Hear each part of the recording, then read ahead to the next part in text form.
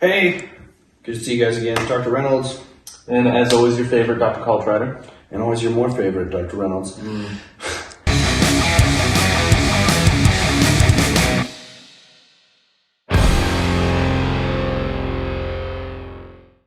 So we want to talk a little bit today about home wound care. Most scrapes, bruises, that kind of stuff don't end up going to the emergency department, don't end up going on urgent care. It's something you can deal with at home. But there's ways to do it that help.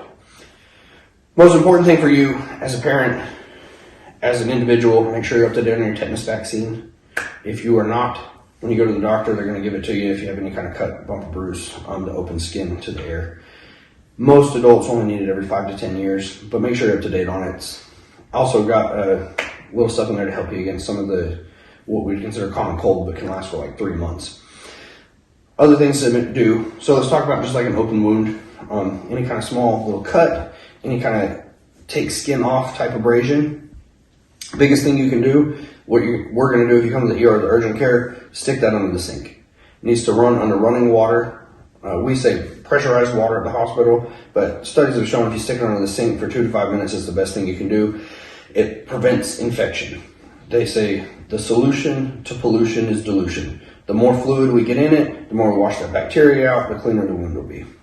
After that, a lot of these do really well to open air. Don't need a ton of steri strips, don't need a ton of bandages over it, not a ton of evidence to support Glavinon antibiotic cream. A lot of the antibiotic creams that we use are Vaseline based, and more than anything, it's going to be put a little something on there so when I put the band-aid on, the scab doesn't heal to it. So when I pull it off, now I'm bleeding and I'm starting over with the wound again. So a lot of this is just going to be keeping it open to the air, try and keep it as clean as possible. I always tell people if I do a laceration repair, I don't know if you're different, or if I staple something shut, I don't like them sitting in a body of water. I don't like it in a hot tub. I don't like it in a tub. Showers are fine, but don't let that sit there and soak and fester in something filthy. If it does start to get red, have some pus coming around it, anything like that, you need to go to the doctor. It's probably getting a little bit infected, need some antibiotics. Most bruises, you don't need to do anything for it. You're just going to have a rough time with it. I think my threshold for when do you go to the doctor versus when you take care of it at home is when you're not comfortable. If you don't know, that's fine. That's a good answer. If you come to the doctor and you say, this might not need anything, but I was uncomfortable, that's literally why we went to school to help people.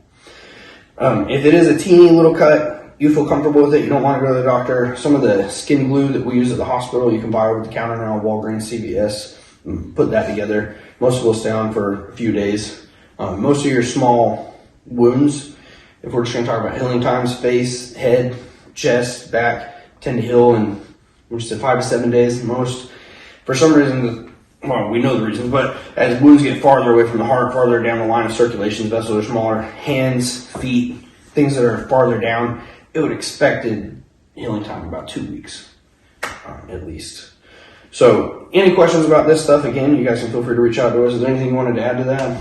I think you touched on most of it, but I think one of the bigger things that I like to tell people, if, you may not be comfortable with something at home, obviously, like you said, come. But another way to be more comfortable, go out and take a couple classes. There's, fire stations offer simple BLS things and also simple wound care, usually at the same time. So you'll have EMS firefighters be able to teach you that if that's something you're interested in. But then another good thing is, to make you more comfortable at home, is just having a basic first aid kit at your house. Yep. He was talking about the skin glue and things. They come in little packages. They're inexpensive, CVS, Walgreens, Walmart, but it'll have some of the things that you can actually use in it. It'll have, sometimes it even has something to stop bleeding. They have the styptic pins is what they're called. So they have those, and then they have just a regular something to cover it up. If that's all you do, you cover it up and bring it to us, that's perfect, that's great. But it's just something that'll at least have you feel more comfortable at home. If something happens, you'll have something there to grasp onto instead of just panic flooding you. So you'll actually be ready for something if it did happen. Yeah, and being prepared is a big idea.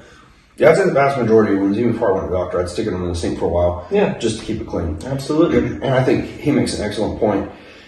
Having that kit at home is a good idea, and having to put it together and think about it and learn about it a little bit is also almost just as beneficial as putting it together. We obviously go into a lot more detail on that kind of stuff when you come to Gladiator, Valkyrie, alumni days, that kind of stuff. And then he makes a good point about the BLS and those different courses.